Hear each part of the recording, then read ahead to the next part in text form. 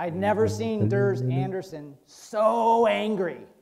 He's a trails guy for open lands. He's not actually angry in this photo, but when I saw him was in the year 2000, and he was standing before the Bike Ped Committee of Chicago Metropolitan Agency's planning organization, making the case to the long-range bicycle and pedestrian plan to be based on this backbone of regional trails.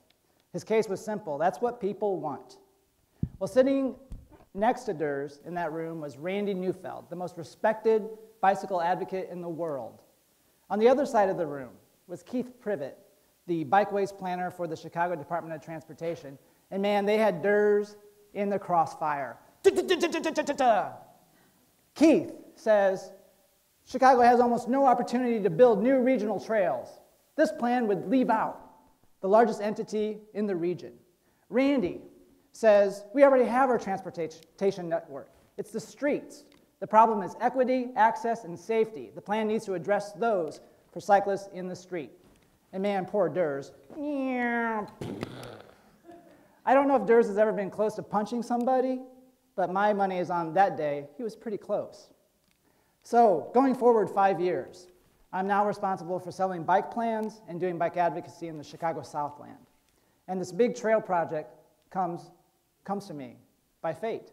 And it's big, and I get to play this important role. It's a CalSag trail, a 30-mile trail. It's not some frou-frou 3-mile, $39 million elevated linear park. This is bare-knuckled, punch-in-the-mouth trail through 14 communities along a polluted, ignored waterway. It's putting non-motorized transportation corridor in an area where there is none.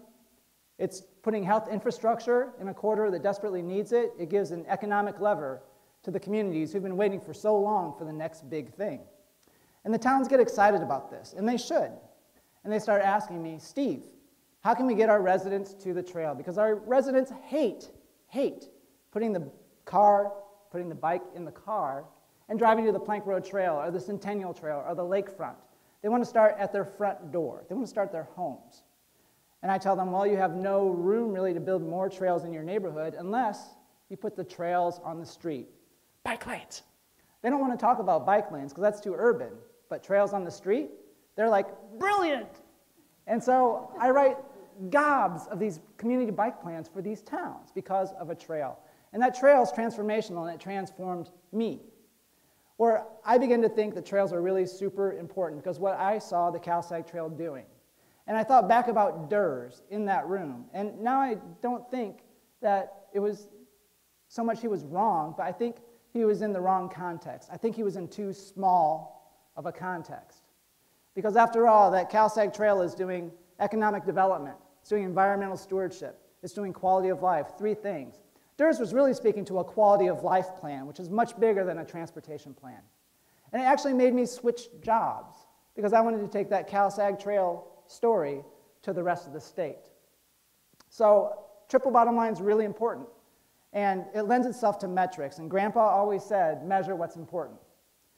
Well, I realized that there's one metric that drives triple bottom line benefits, and that's trail users.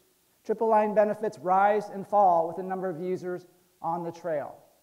So there must be numbers out there for trail use, so we can see how much benefits are coming from the trail and see where we need to work harder. There are no numbers for trails. There are isolated incidents where somebody counted on trail. But generally, the state doesn't count, and no one describes who the users are, how much money they make, where they live, where they're spending overnight, what ethnicity they are. Data's not there. Well, that's an opening for my new position. So we launched a program called Making Trails Count, where we've put electronic counters on 6 of the state's major regional trails. They've been up since mid-July. They'll come down this week. We organized survey teams to go out on those trails twice a week, every week, up until this week, to ask people who they are, why they're out there, what are you doing? At the end of it, we're going to have a Making Trails Count report that will tell the state how much benefits existing trails are bringing to us, but more importantly, show the potential for what could happen if we invest more in trails, in the trail connections, and trail design. We need all of these things to help lift our state out of the problems that it has right now.